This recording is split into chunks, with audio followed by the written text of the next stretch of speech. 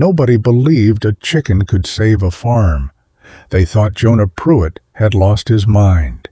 He built small wooden boxes on wheels and filled them with chickens. His neighbors called them toys. Some called them a joke. But 6 months later, his soil beat the state's own model farm, and nobody was laughing anymore. If you love stories about quiet people proving the world wrong, welcome back to Forgotten Farm Tales. Hit subscribe because this one is going to stay with you. Jonah Pruitt was 34 years old. He had inherited 60 acres of Ohio farmland from his grandfather. The soil was tired, gray, almost lifeless. His grandfather had farmed it hard for 40 years. Corn, then corn again, then corn one more time. No rest, no rotation, no mercy for the land. By the time Jonah took over, the ground barely held together. Rain would sit on top of it instead of soaking in. Worms had disappeared from most of the topsoil years ago. An old farmer once told him, "Dirt without worms is just dust waiting to blow away." Jonah thought about that line for a long time. He knew he had to do something different, or lose everything. So he built chicken tractors, small, movable coops with no bottom. You roll them across the field, a few feet at a time. The chickens scratch the ground. They eat bugs. They leave droppings behind. Then you move the box again the next day. It sounds simple. It is simple. But simple things get mocked the fastest. His neighbor, Wade Halsey, ran the biggest farm in the county, 400 acres, new equipment every year, a name everyone respected. Wade drove past Jonah's field one morning and just shook his head. "Boys playing with chicken coops," he told the men at the feed store. "Playing farmer," someone laughed. Word spread fast in a small town. By the end of that week, half the county had heard about it. Some people drove by just to see the chicken circus for themselves. A few even slowed their trucks and rolled down their windows to stare.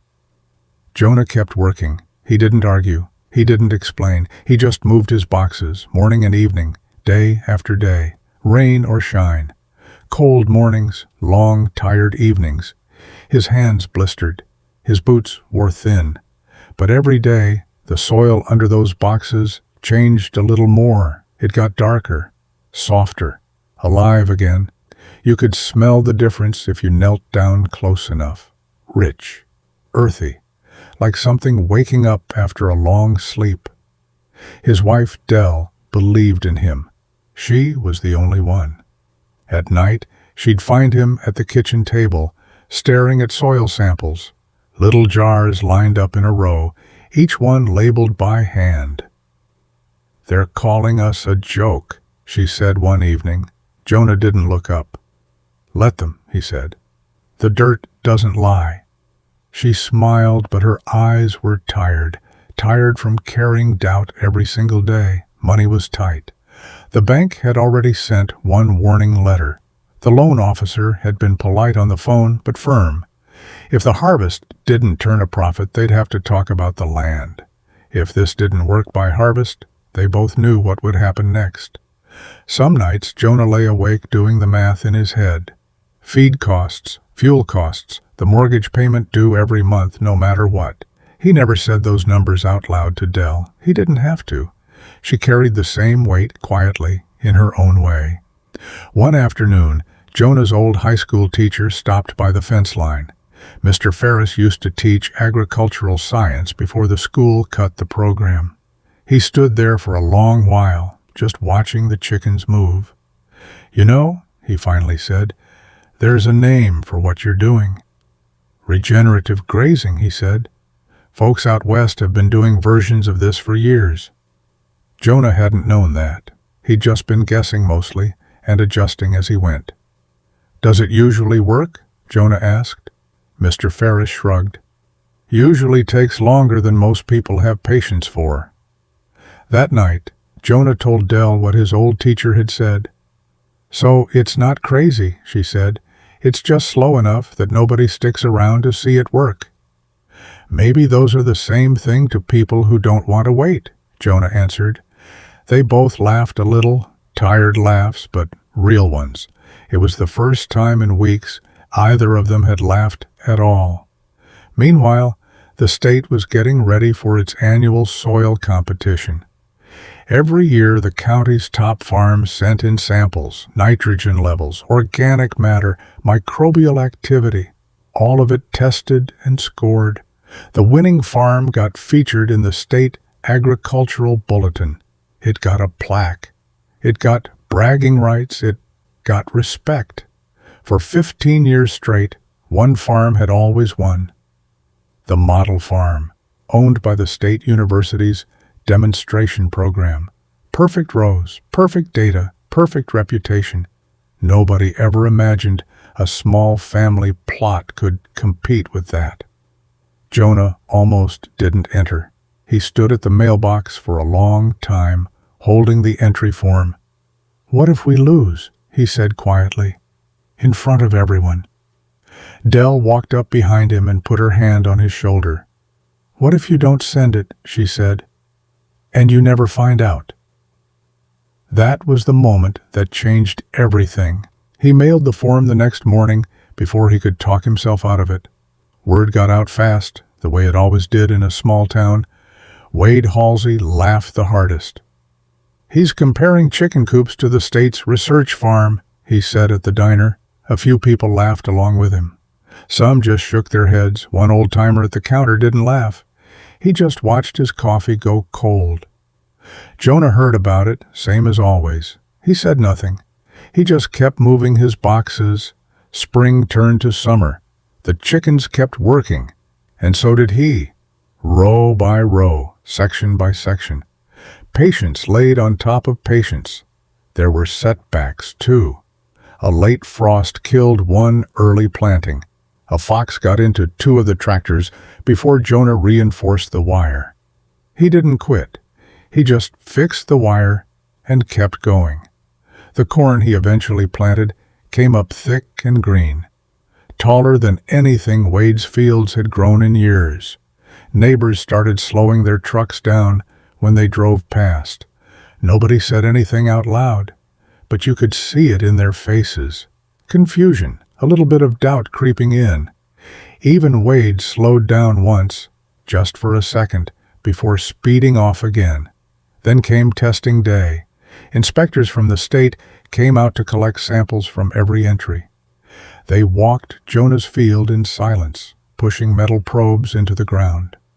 One of them knelt down, rubbed the soil between his fingers, and paused. "This is unusually rich," he said, almost to himself. Jonah just nodded. He didn't trust his voice enough to speak. The inspector asked a few quiet questions, jotted notes, and moved on. Jonah watched the truck disappear down the road, dust rising behind it. Then there was nothing to do but wait. 3 weeks felt like 3 years. Jonah kept moving the boxes anyway because the chickens didn't know or care about test scores. Dell started picking up extra shifts at the diner in town just to ease the worry.